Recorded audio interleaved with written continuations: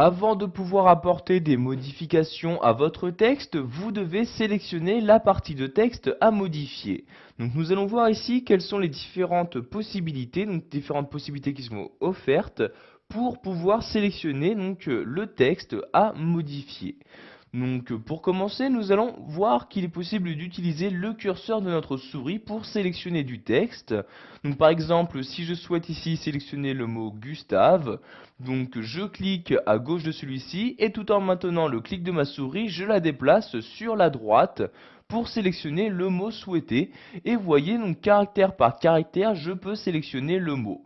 Donc je peux également sélectionner son nom de famille, donc Flaubert. Donc vous voyez ici, je me déplace petit à petit et je sélectionne donc de cette manière le groupe de mots que je souhaite. Donc vous voyez ici, je lâche le clic de ma souris et maintenant donc la partie qui apparaît ici donc en surligné bleu est la partie qui est actuellement sélectionnée. C'est-à-dire que si je souhaite apporter une modification, donc par exemple changer la couleur, ces modifications seront apportées donc juste sur la sélection. Donc pour désélectionner votre texte, vous n'avez juste qu'à cliquer en dehors de la sélection. Vous voyez, je clique par exemple ici et automatiquement donc le texte n'est plus sélectionné.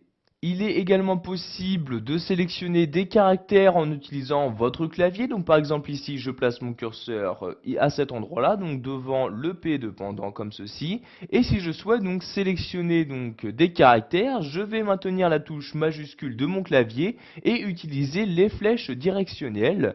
Donc vous voyez ici la flèche droite, donc tout en maintenant la touche majuscule. Et comme vous pouvez le voir de cette manière, je sélectionne caractère par caractère, les différents mots de ma phrase. Donc vous voyez ici en appuyant donc autant de fois que je le souhaite ici sur la flèche de droite. Si j'appuie maintenant sur la flèche de gauche, je reviens en arrière. Donc cette fois-ci, je désélectionne caractère par caractère mon texte. Donc vous voyez ici, nous sélectionnons caractère par caractère pour sélectionner mot à mot donc les différents mots de ma phrase. Je vais maintenir la touche majuscule ainsi que la touche contrôle de mon clavier et toujours en utilisant les flèches directionnelles. Donc ici la flèche de droite et ici vous voyez je sélectionne donc mot par mot les différents éléments de ma phrase. Donc vous voyez par exemple ici de cette manière je sélectionne ma phrase dans son intégralité comme ceci.